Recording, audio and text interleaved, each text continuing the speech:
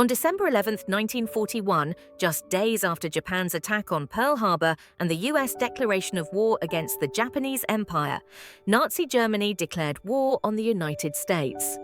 The declaration was framed as a response to what the Nazi regime claimed were repeated provocations by the US government, despite America's formal neutrality up to that point in World War II.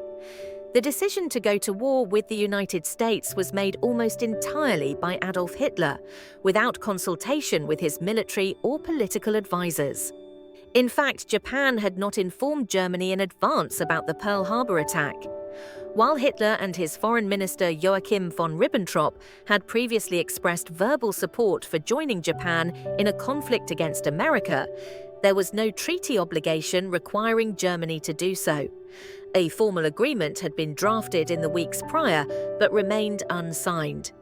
Germany, like the rest of the world, was surprised by Japan's strike on Pearl Harbor.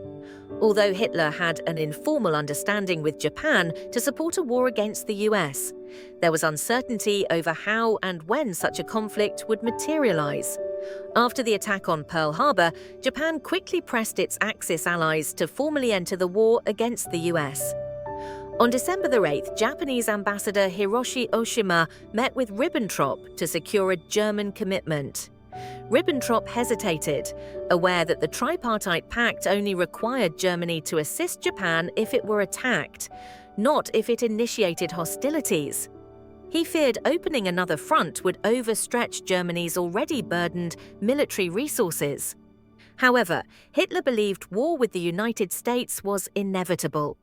He viewed American neutrality as a facade, given the US's increasing support for Britain and economic warfare against the Axis powers. In Hitler's mind, a swift declaration would demonstrate solidarity with Japan, reinforce Axis unity, and perhaps take advantage of America's vulnerability after the Pearl Harbor attack. What both Hitler and the Japanese High Command critically misjudged was the United States' vast industrial capacity and the nation's ability and willingness to mobilize it for war. Far from being paralyzed by the attack, the US would respond with overwhelming production, manpower, and resolve. Strategically, Hitler's declaration of war is widely regarded as a monumental blunder. It allowed the US to fully enter the European theater with minimal domestic resistance, linking the fight against Nazi Germany with the broader Allied effort. At the same time, the US was already committed to confronting Japan in the Pacific. Hitler's speech to the Reichstag announcing the declaration had originally been scheduled for December 10th, but was delayed by a day to give the German and Italian embassies in Washington time to destroy their sensitive communications.